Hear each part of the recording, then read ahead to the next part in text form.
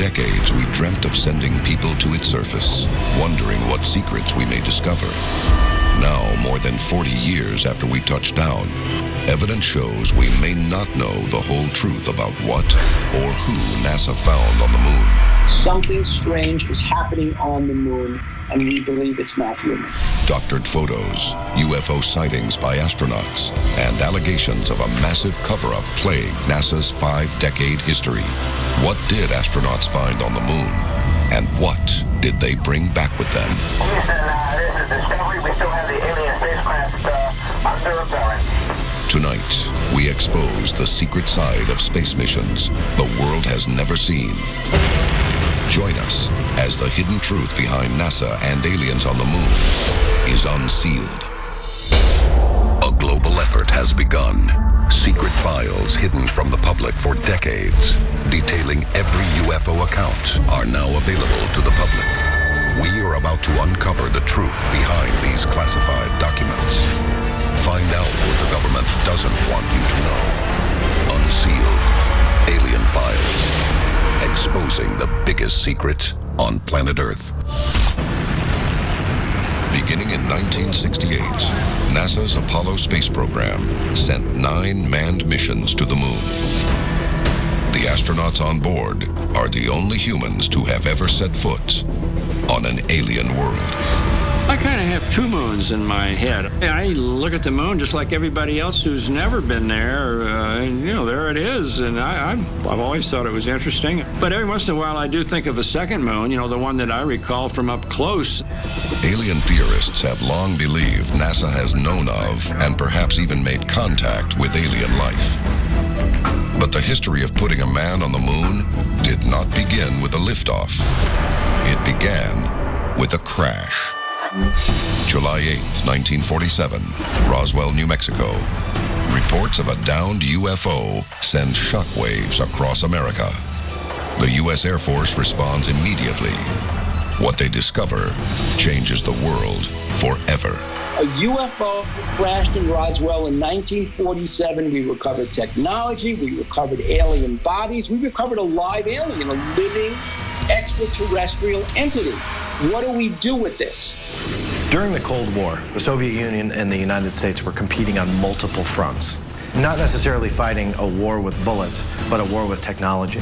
And of course, anything extraterrestrial would also mean very exotic technology and would be of extreme importance to the U.S. Army. The next 10 years see inventions decades ahead of their time.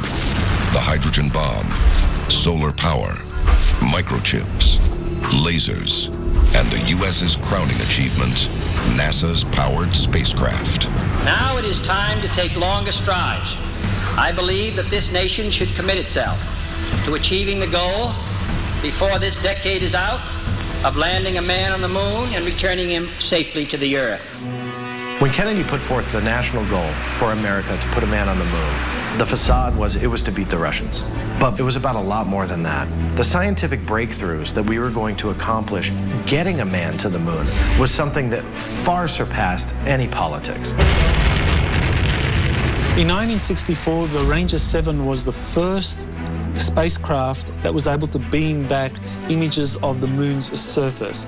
The Ranger 7 returned 4,308 photos of an alien world we had never seen up close.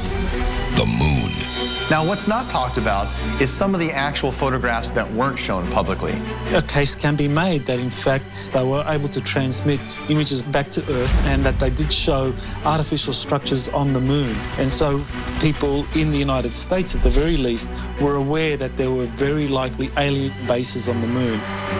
As humans get closer to setting foot on the moon, strange and unusual events begin to unfold.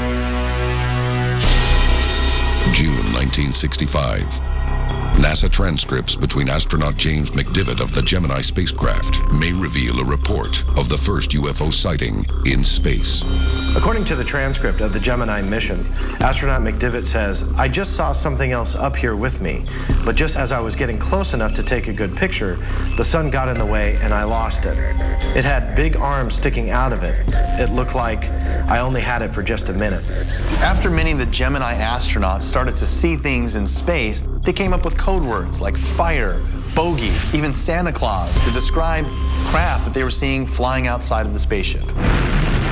On December 24th, 1968, the Apollo 8 spacecraft makes the first successful orbit around the moon. Houston, Apollo 8, over. Hello, Apollo 8. Loud and clear. Roger. Please be informed there is a Santa Claus. You're the best ones to know. This is something that many people could easily dismiss as just being a reference to the upcoming Christmas Day. But many others have said, well, Santa Claus was in fact one of the code words used, and this was his way of communicating to Cape Canaveral that in fact that they were seeing a UFO. Coming up, man first walks on the moon and finds out what's there waiting for him.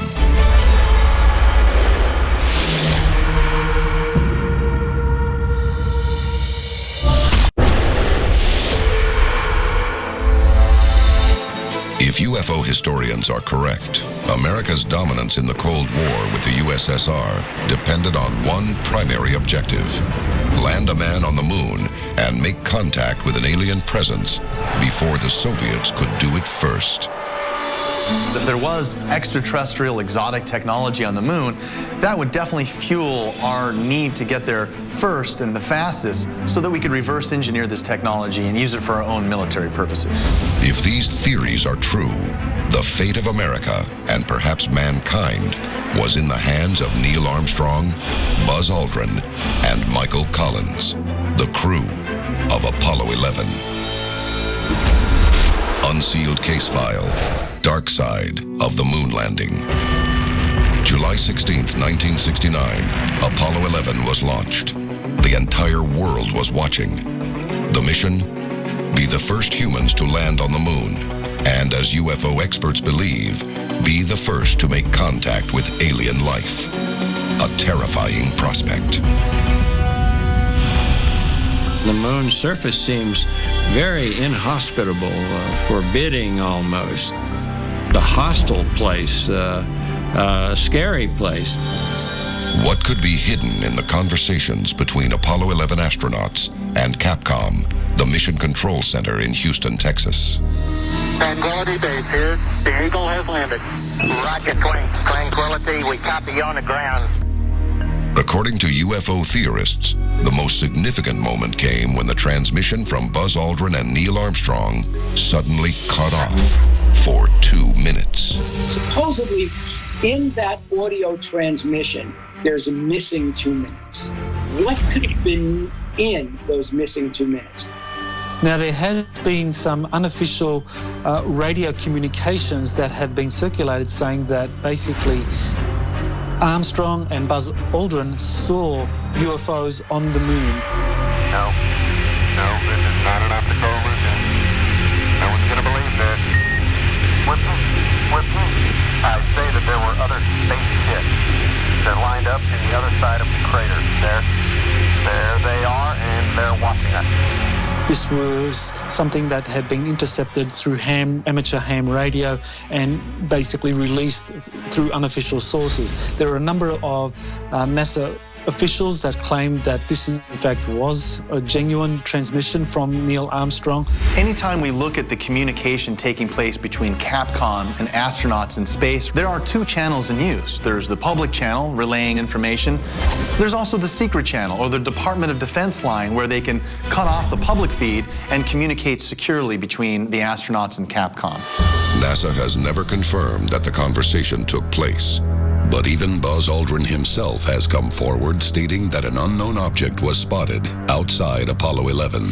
Could Neil Armstrong and Buzz Aldrin be our first human ambassadors to space and have met aliens on the moon?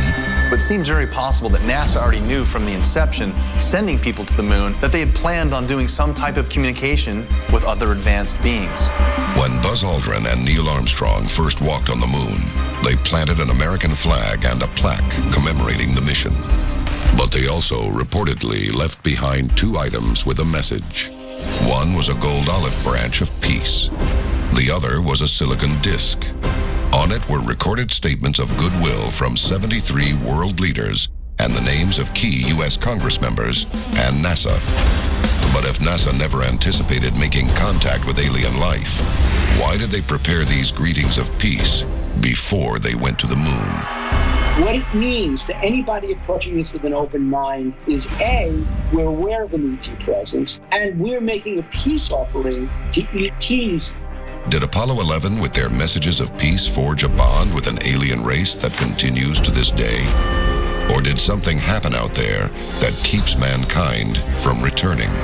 In my personal opinion, there are alien bases on the moon, and they understood that there were a lot of political factors as to why the Apollo missions had to go ahead. But there have been a number of people who've worked with NASA saying that the aliens up there basically said, well, this is our turf, you don't belong here, and don't come back. Coming up, future missions expose the truth behind astronauts and UFO contact. We have an unidentified flying object. And NASA insiders revealed the secret behind photos we weren't meant to see. You won't believe your eyes.